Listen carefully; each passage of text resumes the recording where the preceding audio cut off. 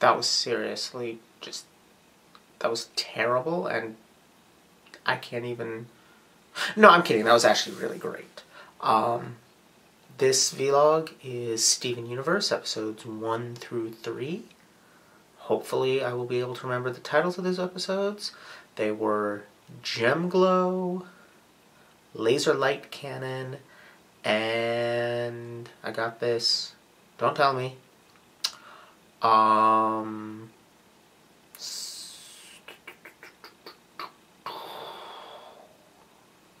Cheeseburger Backpack. Yeah. My memory still sort of functions. Alright, so right off the bat, yes, I can definitely see the Adventure Time influence on these shows, which isn't surprising since the creator, Rebecca Sugar, was a writer and storyboarder for some of Adventure Time's best episodes. The two that come to mind immediately are It Came from the Nightosphere, which is about Marceline's relationship with her dad, and Simon and Marcy, which is about Marceline's relationship with the Ice King. And what's great about those episodes, very briefly, because I want to mostly talk about the actual show I'm here to talk about. What's great about those episodes is that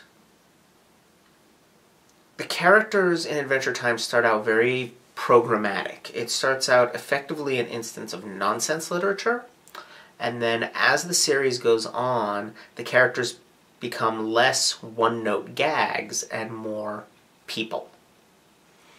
And we start, like, the relationships with each other start to matter, where for very programmatic characters, they basically just do what they do without regard to how they interact with other characters.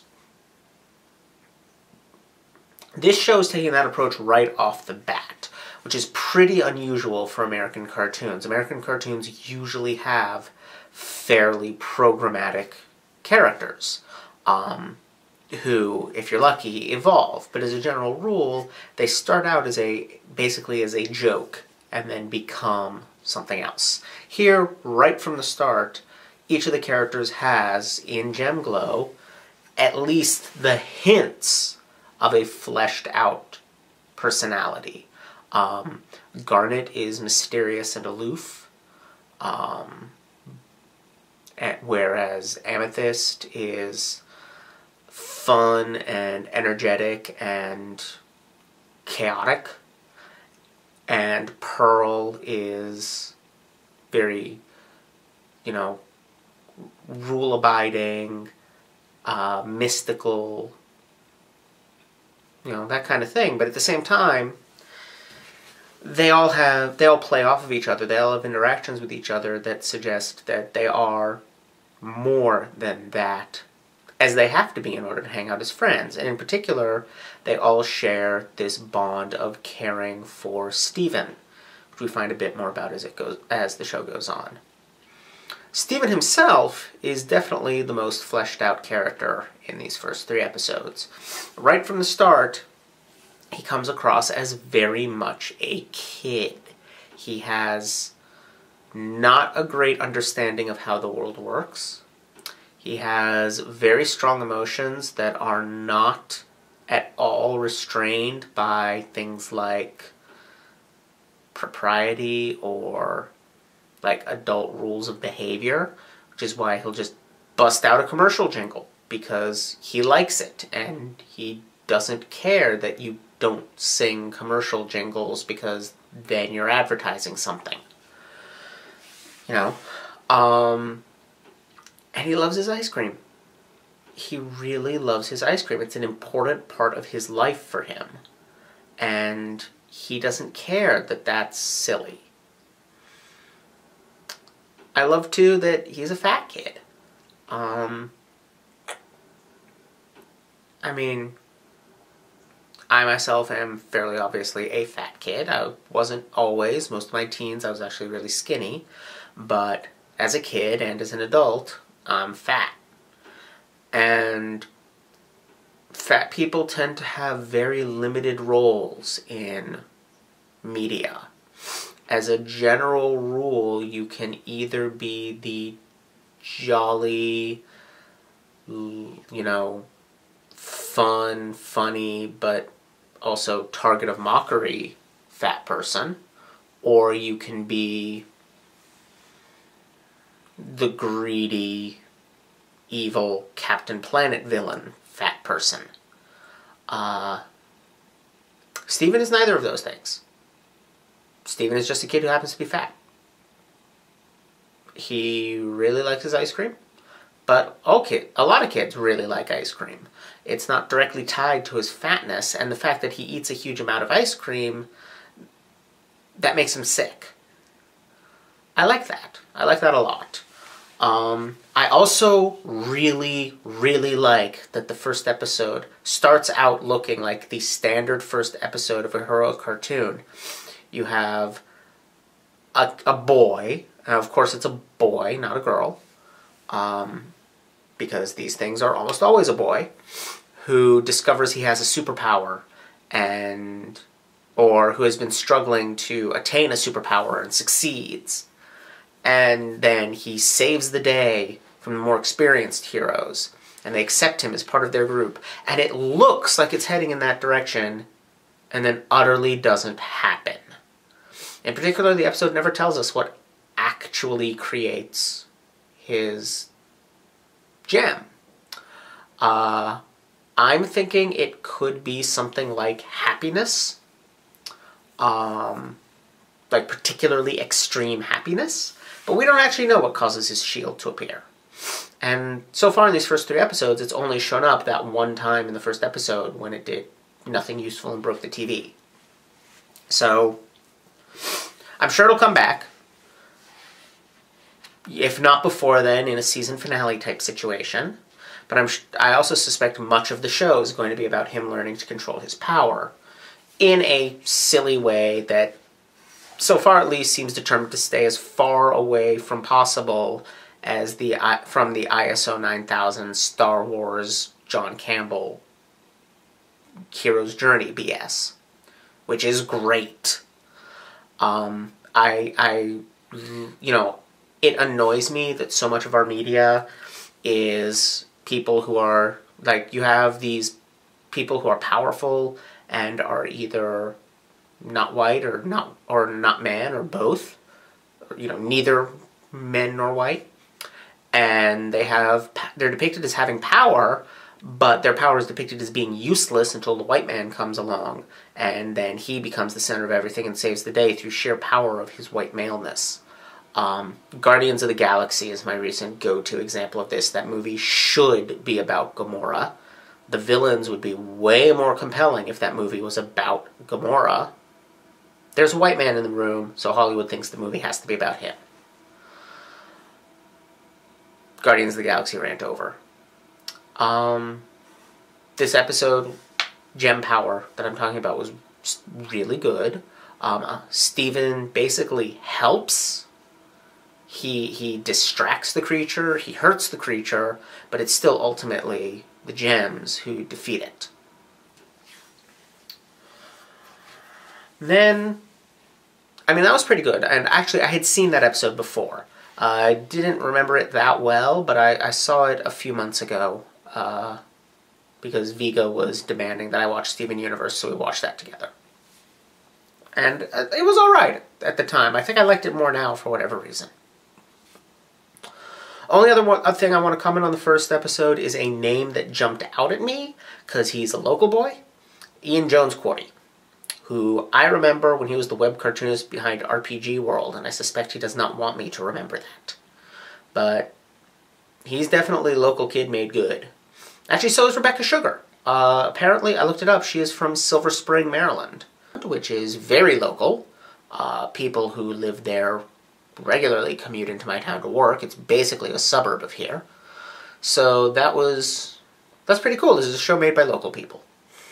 Hopefully they'll come to a local con at some point. Apparently Rebecca Sugar was at MagFest. I just didn't know or wasn't paying attention. She is neither a tabletop game nor a band, so I pretty much didn't look at anything else on the schedule because it's MagFest. Anyway, second episode. I really like this one. I think it was my favorite of the 3 so far. Laser light cannon, which is where there's some sort of giant eyeball plunging towards the Earth, which I can't help but think is at least partially an Evangelion reference. And Steven has to go find his father, who is Mr. Universe, which makes total sense. Like, it confused me a moment until I realized, no wait, that is actually Steven's actual last name. His father's a lot of fun. He is basically a complete loser who lives in his van and runs a car wash. Which, to be fair, if he's running a car wash and staying afloat, he can't be a complete loser. He's at least maintaining a successful business and providing a service that enough people want that they keep him going. That's something. But still, he's a slob. He sleeps weird hours. You know, everything here is coded to make him seem like, as much as possible, of a loser. He keeps wanting to give up. But Steven believes in his dad. He believes that, you know, he looks up to him and listens to him and believes in him. And so he goes searching through a storage unit for the titular laser light cannon that his mother left behind, which we got an interesting little tidbit that his mother was one of the gems.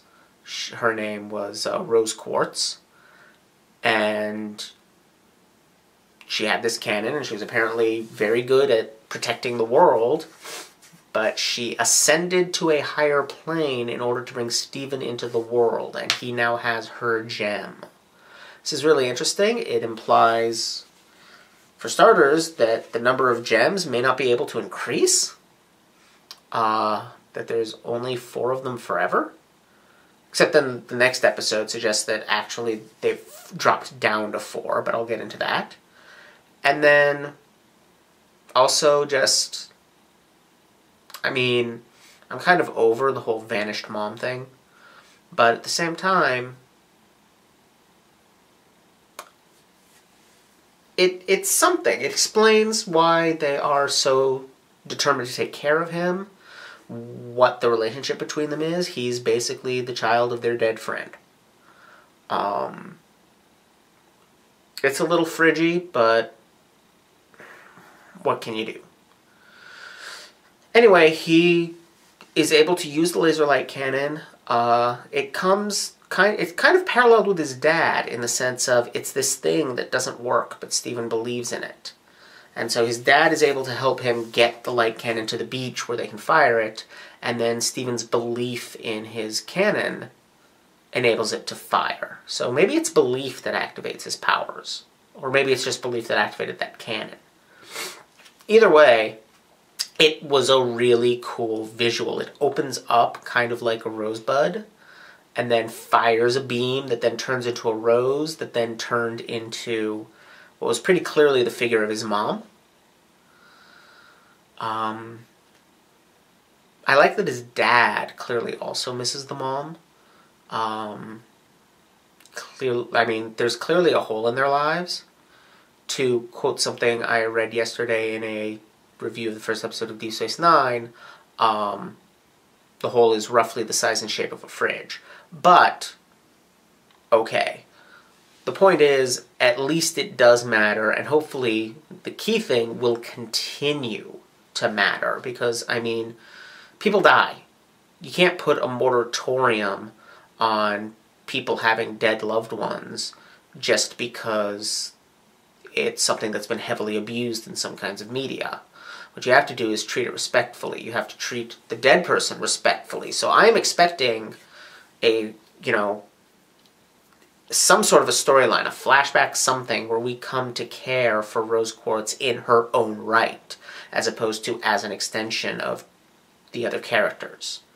That's the key to not fridging someone, is, you care about the character instead of caring about someone else who cares about them. So, we'll see. Honestly, I'm fairly confident that they will do something like that, simply because this show is 2 episodes in, already really good.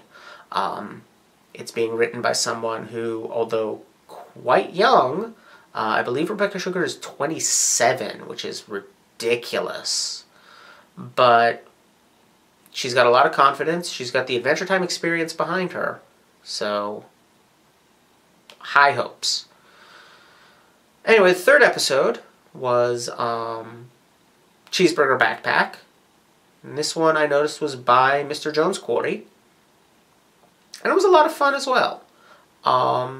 Little bit of a different tone from the others. Very video gamey, which is not surprising. First of all, because, like I said, I know him from the webcomic RPG world, so the fact that this was essentially an RPG side quest that they failed at as the plot of the episode, yeah, okay, that makes sense. At the same time, I also think we're going to see a lot more things that have video game-like structures. You know, quests, random encounters, power-ups, that kind of thing. That we're going to see that kind of logic a lot in the next decade or two, just because millennials play a lot of video games. Like, a lot. Like, more than they go to movies or watch TV, and way more than anyone reads books anymore. Although, honestly, there is a pattern where people who play a lot of video games actually do tend to read a lot. But that aside, certainly they read more than TV watchers. That aside, we're going to see a lot of the logic of video games as millennials start moving into, you know, creative positions. As we start seeing shows created by millennials, shows where most of the writing staff is millennials, that kind of thing. We're going to see a lot more video game logic. You see it all over the place in Adventure Time, which, while Pendleton Ward is a bit old to be a millennial, he's way too old to be a millennial, a lot of the other people working on it are. So we're gonna see more of that, I think. And it's not necessarily a bad thing. Video gamey tends to be a term of dismissal because video game stories tend to be, by the standards of any other medium, god-awful. But at the same time, the logic of the way they're structured is not inherently bad. And so borrowing that structure while bringing some actual, you know, competence to things like character and plot, you can do good things with that. And Adventure Time does, and this episode did. Because it started out being something fairly predictable. It was, you know, kind of like the first episode started out very predictable, but then went in an odd direction with it. This was Steven's, you know, hidden skills, his apparent ridiculousness of bringing all kinds of nonsense in his backpack was, in fact, exactly what they needed to get through the first couple of challenges. But then it's not anymore. He brings out something completely 100% sensible, a raft, and it fails utterly, which is very funny. And then he completely forgot to bring the thing that they were actually trying to return on the quest, which I actually thought was going to happen at first, but then as he started demonstrating competence, I thought, oh no, okay, this is going to be the episode where he proves that he's actually useful, and nope. Nope. Whole thing ruined. This ancient citadel of the gems, which was really interesting, because, you know, Pearl talking about how there used to be so many more of them, it really kind of makes you wonder what happened to them. Though, if they have to die to have children, their population is only ever going to go down, so it could just be gradual decline. Either way, I also find it interesting that now that I think about it, they mentioned in the first episode they're collecting gems from monsters. So I don't know if that's the same kind of gems. And it's also quite possible that this story, you know, even probable that there is no underlying plot, and I'm just getting sucked into paranoid reading. It is perfectly acceptable for this show not to have such a thing.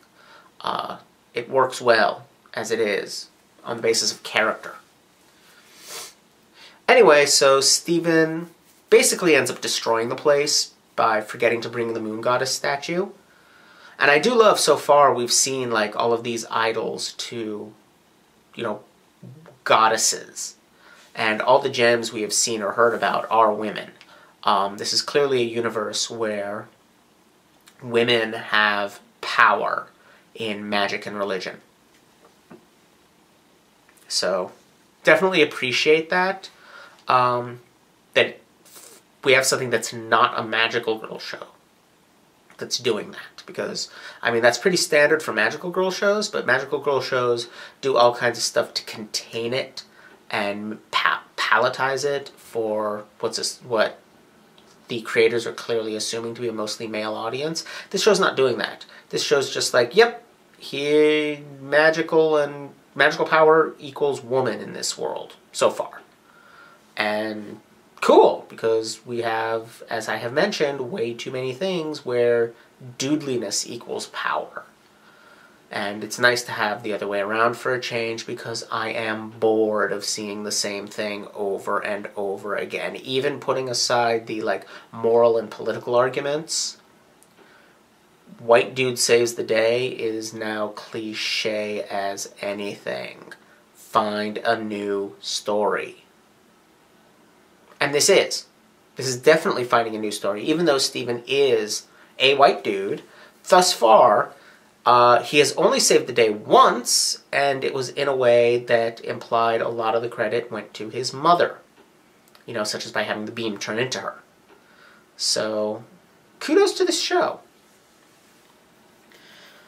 Like I was saying, I also really like that he just plain screwed up their mission. They all know it, but they're all doing their best to kind of minimize it.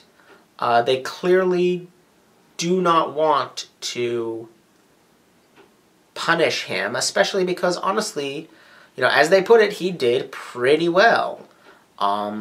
His raft even comes back at the end to save them.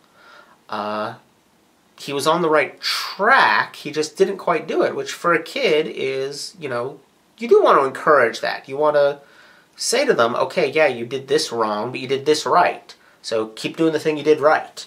Instead of just, you know, yelling and making them feel like they did everything wrong. And then they don't keep going down that track where they were getting things right. So I like that. At the same time, their complete unwillingness to get angry at Steven, to hurt Steven's feelings, so on and so forth, also explains a lot about him.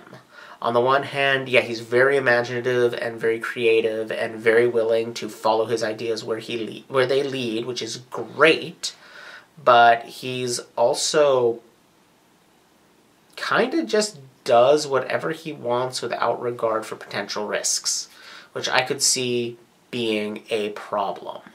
Basically, if they wanted to raise a really imaginative, creative kid with shonen protagonist syndrome, they are on the right track to do it. Anyway, I am into this show. I am enjoying it. I am really happy I'm watching it. And I'll be back next week with 3 more episodes. Thank you for, you know, support. Thank you for supporting. Thank you those of you who voted. And everyone who contributed.